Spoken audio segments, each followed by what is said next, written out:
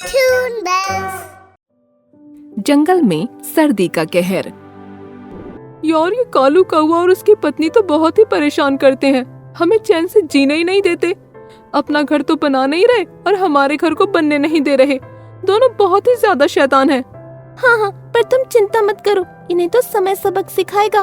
ठंड धीरे धीरे बढ़ती जा रही है और हमारे पास तो छोटा मोटा कैसा भी अपना घर है, इनका तो घर ही नहीं है। ये मरेंगे ठंड से। ये कहानी है सुंदरबन जंगल की, जहाँ अब सर्दी का मौसम अपनी चरम सीमा पर था। सभी पक्षी घर बनाने में लगे थे, मगर जंगल में कालू कौवा और उसकी पत्नी मैना ना तो खुद सुखी जीवन जीना चाहते थे और ना ही औरों को जीने देते थे। जितने भी पक्षी अपने घर बनाने की कोशिश कर रहे थे, वो उन सब के घर में कुछ न कुछ कमी निकाल ही देते थे, ताकि उन्हें अपना घर दोबारा बनाना पड़े। एक दिन टोनी चिड़िया अपना घर बना रही थी। तभी कालू और उसकी पत्नी ने उसके घर की लकड़ियों को वहां से हटा दिया और उसका घर तोड़ दिया। कालू भैया और मैना, तुमने मेरा घर क्यों तोड़ा? जंगल में सर्दियाँ बढ़ रही हैं और तुम खुद का घर तो बना नहीं रहे, बल्कि मेरा घर भी तोड़ दिया। मैं तो अपना घर दोबारा बना लूंगी, पर वक्त रहते तुम भी अपना घर बना लो, वरना सबसे ज्यादा तुम दोनों को ही पछताना पड़ेगा। हाँ, हम जब पछताएंगे पछता लेंगे। तुम हमारी इतना चिंता मत करो और दोबारा अपना घर बनाने में जुट जाओ। बड़ी आई हमें नसीहत देने वाली। टोनी चिड़िया अपना घर दोबारा बनाने लग गई। कालू और उसकी पत्नी वहां से चले जाते हैं।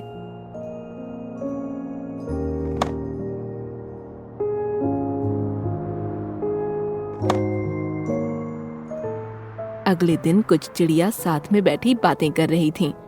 यार ये कालू कौवा और उसकी पत्नी तो बहुत ही परेशान करते हैं, हमें चैन से जीने ही नहीं देते। अपना घर तो बना नहीं रहे और हमारे घर को बनने नहीं दे रहे। दोनों बहुत ही ज्यादा शैतान हैं।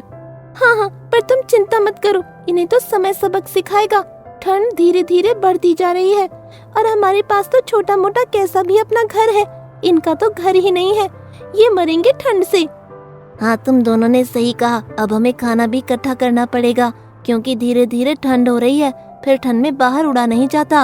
हाँ, कल से हम तीनों दूसरे जंगल में चलेंगे और वहाँ से बहुत सारे फल इकट्ठे करके ले आएंगे। अगले दिन सारे पक्षी दूसरे जंगल जाते हैं और फल इकट्ठा करके ले आते हैं। कालू कौवे को ये बात पता चल जाती है। वो अपनी पत्नी से कहता है, अब हमें खाने का भी इंतजाम करना होगा, ठंड में उड़ा नहीं जाता। अजी, मैं सोच रही हूँ कि मैं एक चिड़ियों के साथ दोस्ती कर लूँ, फिर आप उनके घर जाकर खाना चुरा चुरा कर ले आना।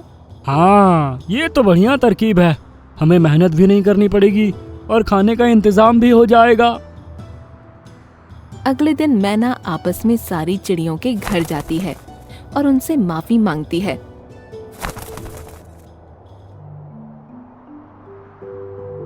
टोनी, हमें माफ कर दो, हमने तुम्हारा घर तोड़ा। आगे से हम ऐसी गलती नहीं करेंगे, हमें माफ कर दो। ओहो, आज मैना को इतनी अकल कैसे आ गई? क्या लालच है तुम्हारा, बताओ? इतनी भोली तो तुम हो नहीं जितनी तुम बन रही हो। बताओ क्या चाहिए? कोई भी लालच नहीं है, मैंने एक बार गलती की है, बस एक बार माफ तो कर सकती हो ना उसे। चलो ठीक है, एक गलती तो माफ हो जाती है, मगर दोबारा माफी नहीं मिलेगी। अगर तुमने हल्की सी भी गलती को अंजाम दिया तो अच्छा नहीं होगा। धीरे धीरे जंगल में सर्दियां और बढ़ती जा रही थीं। मैना ने सारी चिड़ियाओं को अपनी मीठी बातों में फंसा लिया।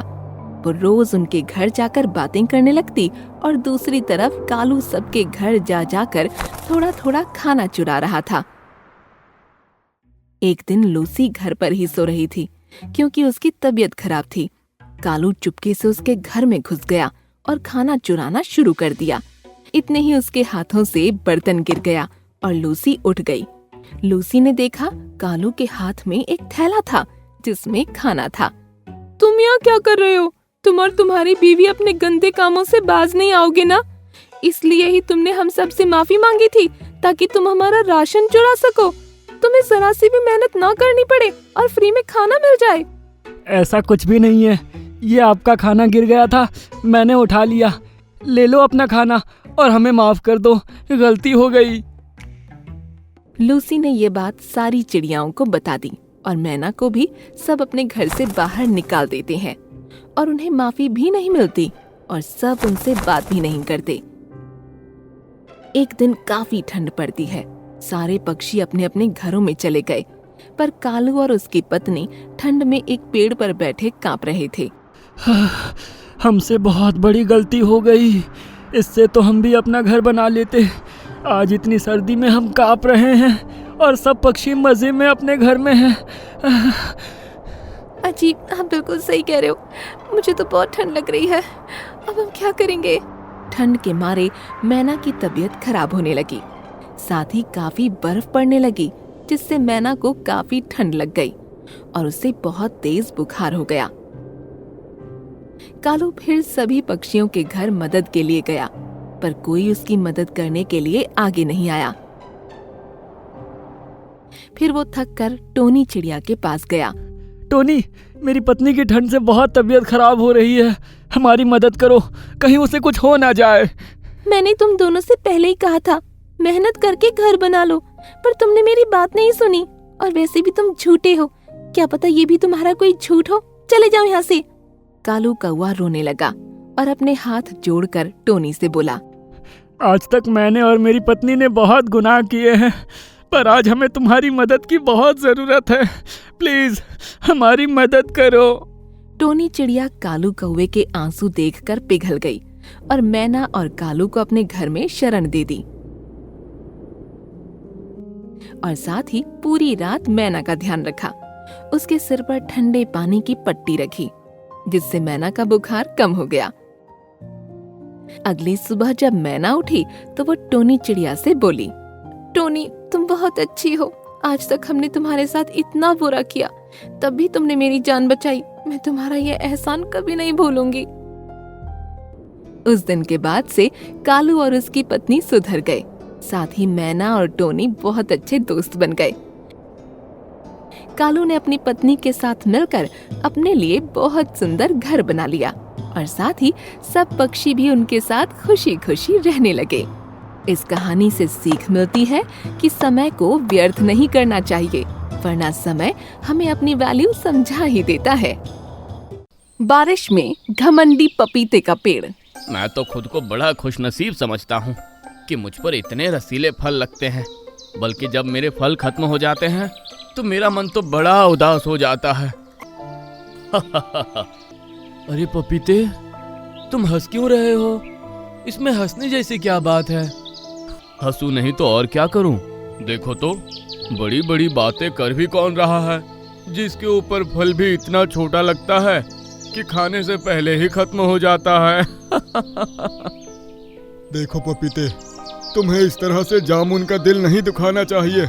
माना कि जामुन का फल बहुत छोटा होता है, लेकिन स्वाद और गुणों में जामुन किसी से कम नहीं। पीपल और बरगद, तुम दोनों तो चुप ही रहो।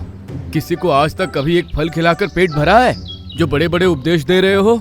तुम दोनों की तरह बिना फल का पेड़ होने से तो अच्छा है मैं सूख कर गिर जाना पसंद करूंगा। तुम दोनों तो पेड़ भी कहलाने के लायक नहीं हो। सुंदरपुर एक बहुत घना और सुंदर जंगल था, जहाँ सिर्फ पशु पक्षी ही नहीं, पेड़ पौधे भी मिलजुल कर रहा करते थे।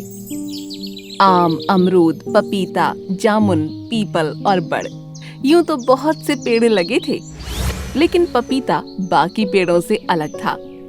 इस जंगल में मेरे जैसे कमजोर पेड़ के लिए कोई जगह नहीं है। मैं कितना अभागा हूँ जो अकेले में अपने दिन गुजार रहा हूँ। पपीते का पेड़ हीन भावना से भरा हुआ था, जहाँ एक तरफ आम, जामुन और अमरूद के घने और ऊंचे पेड़ों पर दिन भर पक्षियों का मेला लगा रहता था, वहीं एक तरफ था पपीते का पतला दुबला सा पेड़, जो न तो घना था और न ही इसमें काफी समय से कोई फल लगा था, इसलिए कोई भी पक्षी उसके आसपास नहीं आता था।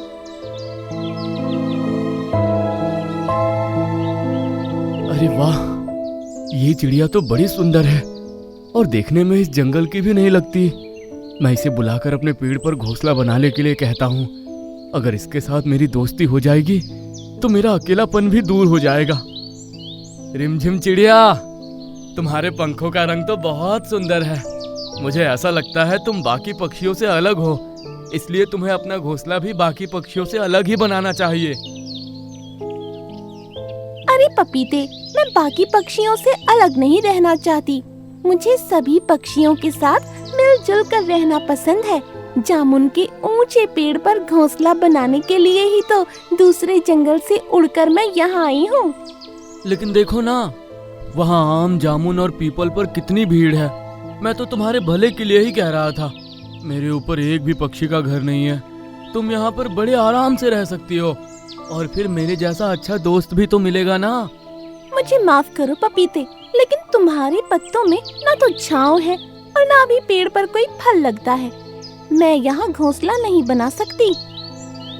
रिमझिम चिड़िया का जवाब सुनकर पपीता बहुत निराश हो जाता है और आंसू बहाने लगता है। पपीते को उदास देख आम का पेड़ पपीते को आवाज लगाता है। पपीते, क्यों उदास हो? जब तक अपनी तुलना दूसरे पेड़ों से करते रहोगे, खुश नहीं रह पाओगे। स्वीकार करो कि तुम पपीते हो, आम नहीं। इसलिए चाहकर भी आम जितने ऊंचे और घने नहीं हो सकते। तुम मेरा मजाक उड़ाना चाहते हो ना? मुझे नीचा दिखाने के लिए ये तुम सब कह रहे हो? देखो पपीते, अभी सही समय नहीं आया है। जब समय आएगा तो तुम्हारे पेड़ पे भी बड़े बड़े रसीले पपीते लगेंगे, और फिर फल खाने के लिए जंगल के सभी पक्षी तुम्हारे पास भी आएंगे और तुमसे दोस्ती भी करेंगे। बस थोड़ा इंतजार करो। जैसा कि आम ने कहा था वैसा ही होता है। कुछ सालों बाद पपीते के पेड़ में ढेर सारे फल लग जाते हैं।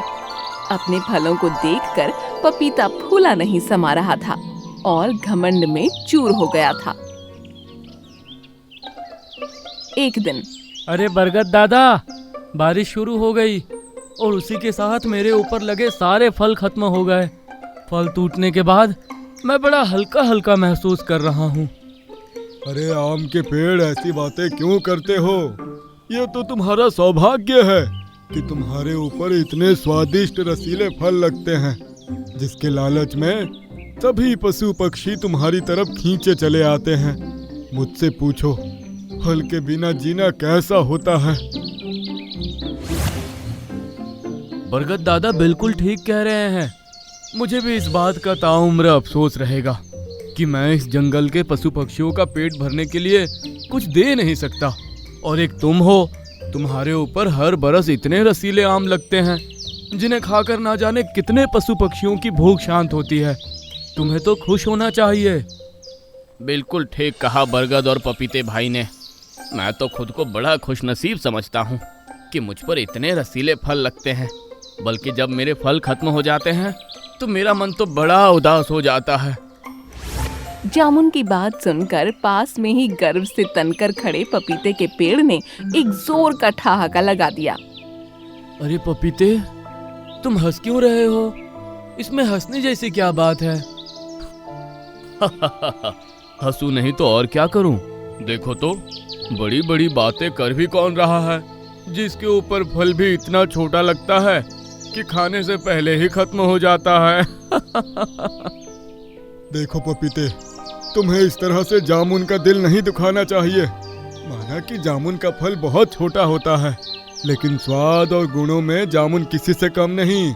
पीपल और बरगद, तुम दोनों तो चुप ही रहो।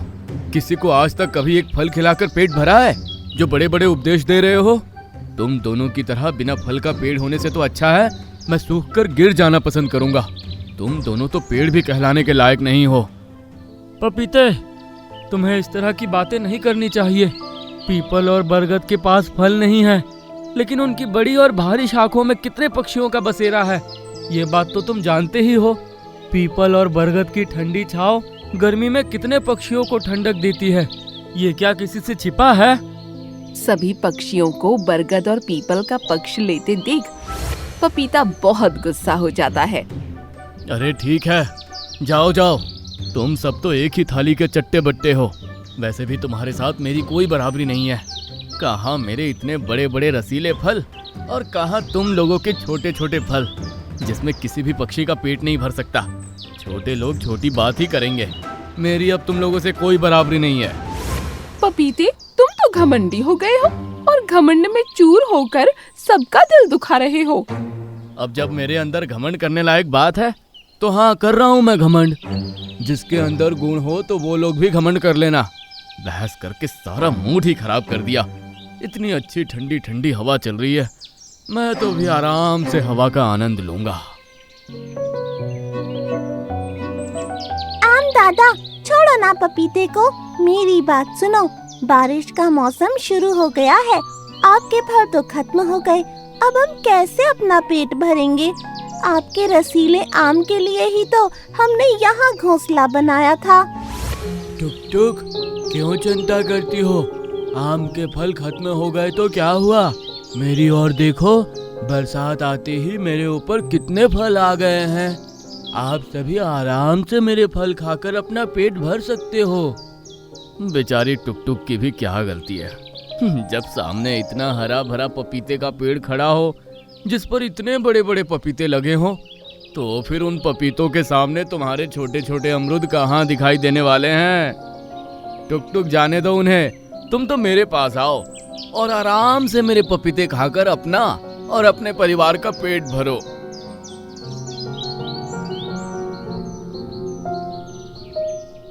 मैंने तुम्हारी सारी बातें सुन ली हैं पपीते। जिस तरह से तुमने आम दादा और बरगद के साथ बात की, मुझे बिल्कुल अच्छा नहीं लगा। रहने दो, मुझे तुम्हारे पपीते नहीं चाहिए। मैं अपना खाने का इंतजाम कहीं और कर लूंगी। अरे जा जा, बहुत घमंड है ना तुझे अपने आम दादा पर। इस आम, बरगद और पीपल जामुन में एक भी फल नहीं बचा है। मैं भी देखता हूँ तुम सब जो इन सब पेड़ों की तरफदारी करते हो, कैसे अपना पेट भरोगे। पपीता गर्व से तन कर खड़ा हुआ था।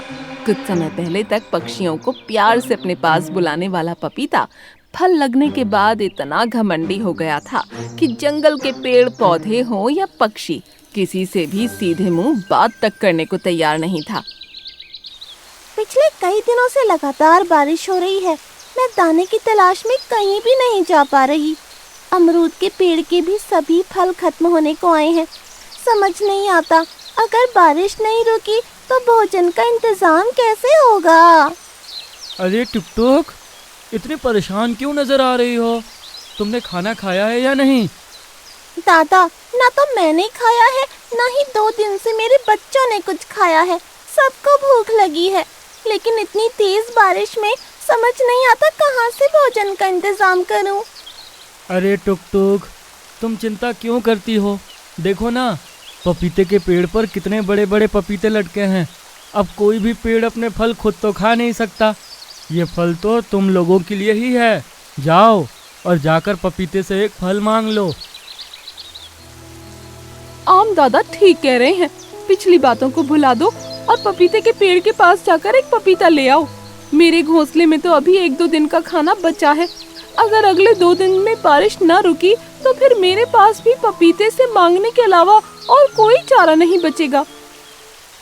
सबके समझाने के बाद टुक टुक गिलहरी पपीते के पेड़ के पास जाती है। सुनो भाई, तुम्हारा पेड़ तो पीले रसीले पपीतों से लदा हुआ है। अगर तुम एक पपीता मुझे दे दोगे तो तुम्हारी बड़ी मेहरबानी होगी। टुक टुक की बात सुनकर पपीता जोर से ठहाका लगाता है। उस दिन तो बहुत बड़ी बड़ी बातें कर रही थी कि तुझे मेरी कभी जरूरत नहीं पड़ेगी, और अब मेरा फल मांगने चली आई। नहीं, मैं तुझे अपना पपीता नहीं दूंगा। जाओ, जाकर अपने आम दादा से कहो कि कहीं से भी आम लाए और तुम्हारी भूख मिटाए। पपीते की कड़वी बातें सुनने के बाद टुक टुक रोते हुए वापस आ जाती है और बाकी पक्षियों को सारी घटना सुना देती है।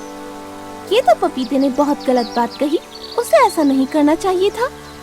हाँ, मुसीबत में हम सभी को एक दूसरे के काम आना चाहिए। ये तो बहुत गलत बात है। ठीक है, हम सब भी कसम खाते हैं कि चाहे जो हो जाए कोई भी पपीते का फल नहीं खाएगा। देखते हैं आखिर कब तक अपने पपीते लिए घमंड में खड़ा रहेगा वो। सभी पक्षियों ने ठान लिया था कि अब चाहे जो हो जाए कोई भी पपीते का फल न खाएगा। अगले 3 दिनों तक लगातार तेज बारिश होती रही और भारी पपीतों के वजन के कारण पपीते का पेड़ एक ओर को झुक जाता है। सुनो बरगद, तुम्हारे ऊपर तो कितने सारे पक्षी रहते हैं, तुम उनसे कहो ना कि मेरे फल तोड़कर ले जाएं, तो मेरा वजन कुछ कम हो जाए। देखो ना, वजन के कारण मैं एक और झुक गया हूँ। अब ये बोझ मुझसे और बर्दाश्त नहीं हो रहा। दूसरी ओर मेरी जड़ों में पानी भर गया है। अब मैं ज्यादा देर खुद को संभाल नहीं पाऊंगा। माफ करना पपीते, जंगल का कोई भी पक्षी तुम्हारे पेड़ का फल नहीं खाना चाहता। अपने बुरे कर्मों का फल सभी को भुगतना पड़ता है। तुम्हारे साथ जो हो रहा है वो तुम्हारे ही बुरे कर्मों का प्रभाव है। कोई भी पक्षी पपीते तोड़ने के लिए नहीं आता और अपने ही बोझ में दबकर कुछ ही देर में पपीते का पेड़ जमीन पर गिर जाता है। देखा दोस्तों, इसीलिए कहते हैं घमंड इंसान को बर्बाद कर देता है।